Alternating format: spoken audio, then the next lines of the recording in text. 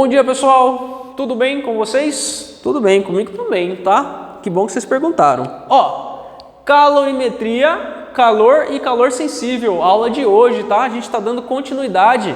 A gente aqui, nós estamos no capítulo novo. Legal? Legal. Conceito novo, tá, pessoal? Lembra lá daquele nosso mapa mental? Beleza, a gente está introduzindo aqui, conteúdo novo, calor, tá? Calor ele tem um conceito um pouquinho diferente de temperatura, tá? Lembrar para vocês que temperatura, ela tem uma unidade de medida. A gente viu que temperatura, as escalas dela são escala Kelvin, graus Celsius e graus Fahrenheit, tá? Temperatura, então, ele é o grau de agitação das minhas moléculas, está relacionado ao grau de agitação das minhas moléculas. Tá bom? Tá bom. Conceito de calor, então, ele vem da seguinte característica, Temperatura é o grau de agitação das moléculas, correto? Correto. Então, moléculas mais agitadas, mais enérgicas, têm maior energia, têm maior temperatura. Legal? Uma temperatura mais elevada. Moléculazinha menos agitada, ela tem menor temperatura. Legal? Menos energia. Tranquilo, deu para entender, professor, o que era a temperatura. Calor, então, por exemplo, se eu pegar um com as moléculas menos agitadas, o outro com as moléculas mais agitadas e colocar esses meus dois objetos em contato, eles vão tender a um equilíbrio térmico, correto? Correto, equilíbrio térmico. Então, calor nada mais é do que a transferência dessa energia de um corpo mais agitado para um corpo menos agitado, tá? Se eles estão movimentando aí, essas minhas partículas, eles estão se chocando, beleza? Se elas estão se chocando, elas estão transferindo a energia cinética uma para outra, tá? Então, essa energia cinética nada mais é do que energia térmica. Tranquilo? Tranquilo. Energia térmica, beleza. Então, calor é energia sendo passada, é energia em trânsito, devido ao quê? Unicamente a diferença de temperatura entre esses meus dois objetos. Beleza? Beleza. Então, a energia aqui, o calor em trânsito, esse fluxo de energia é calor, tá? E ele é devido unicamente à diferença de temperatura, tá? Deu para entender, professor? Beleza. Diferente, né? O conceito entre temperatura e calor, tá? Mesma figurazinha, explica tudo. Beleza, professor, entendi. Vamos para frente. Então, calor, ele é simbolizado pela minha letra Q, Qzão, tá bom? E por ser energia, é medida em joule, tá bom? A unidade de medida é o joule, tá bom? Mas nem sempre calor foi medida em joule. Calor, antigamente, antes do século XVIII, finais do século XVIII, início do século XIX, ele era medido em caloria, tá bom? Ah, professor, daí que vem do alimento lá, que um alimento tem tantas calorias? Isso. Aí você faz a conversão de caloria lá daquele meu alimento para joules, que é em relação ao meu trabalho, a capacidade de desempenhar trabalho, de energia mecânica, tá? Então eu tenho essa relação entre caloria e joules, tá? Mas a unidade de medida de calor é joules. Mas nem sempre foi assim, tá? E da onde que veio isso? Vamos aqui, Então, até fins do século XVIII aí, calor, ele era uma substância invisível, uma substância fluida, característica de cada material, tá bom? E que se dava o nome de calórico, beleza? Beleza. Então, existem alimentos que são muito calóricos. Ah, beleza, professor, tô ligando aqui essas coisas. Então, aqui, por volta de 1798, a gente tem aqui o Benjamin Thompson, tá? Ele é um engenheiro, ele produz armas bélicas na época e ele estava construindo aí canhões, tá bom? Então, ele tinha aqui, para construir canhões, ele atritava uma broca de aço em uma superfície de ferro, legal? E ele viu que essa broca, ao ser atritada ali, ela esquentava.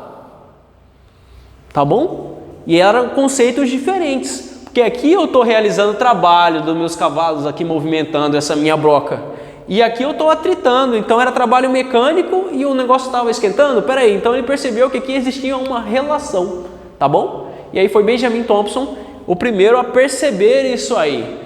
E em 1848, James Joule Joule, o nome de Joule. Ah, tá. Então foi ele então, né, professor? Isso mesmo. Ele conseguiu uma equivalência, tá?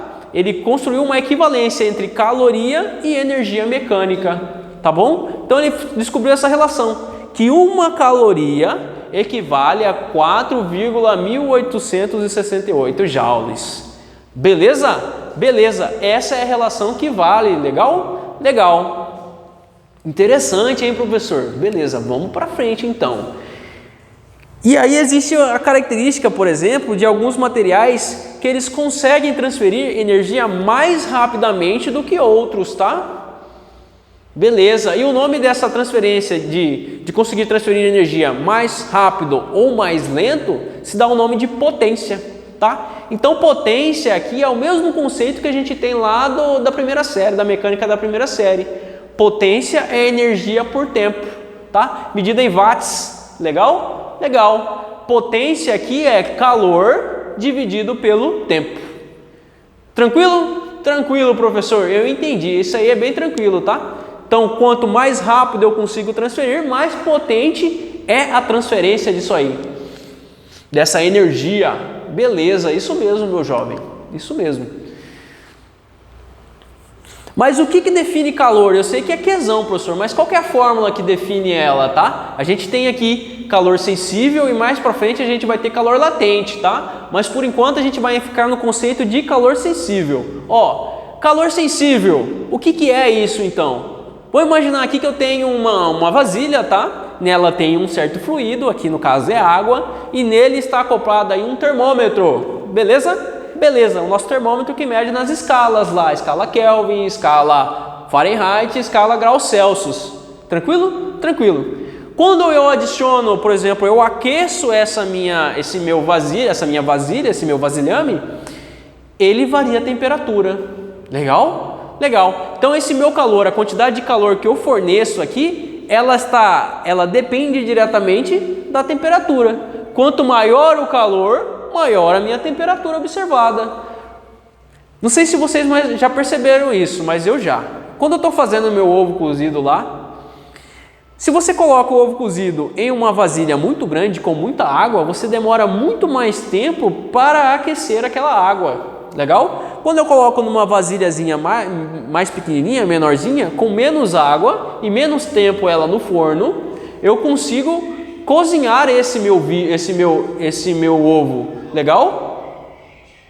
Então eu tenho o seguinte, que depende do meu volume, da massa desse meu conteúdo aqui. Legal? Depende da massa também e depende também de um calor específico. O calor específico aqui ele vem aparecer como uma constante de proporcionalidade, tá? Estou falando de joules, aqui tem massa, aqui tem temperatura, variação de temperatura. Eu preciso aí de uma constante de proporcionalidade, tá? Que ligue tudo isso. E cada material, seja ele lá uma água, seja ele um fluido qualquer, seja um metal, seja um plástico, seja uma madeira, ele tem um calor específico diferente, tá? Um Czinho diferente. Então esse meu calor sensível, que é o valor do meu Qzão, ele vai depender da massa, do meu calor específico e da minha variação de temperatura, tá?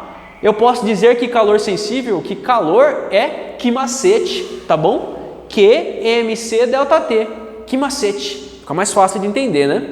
Beleza, professor, entendi. Se a minha variação de temperatura ela é maior que zero, significa que eu forneci calor ao meu sistema, tá bom? Estou fornecendo, está variando a temperatura positivamente.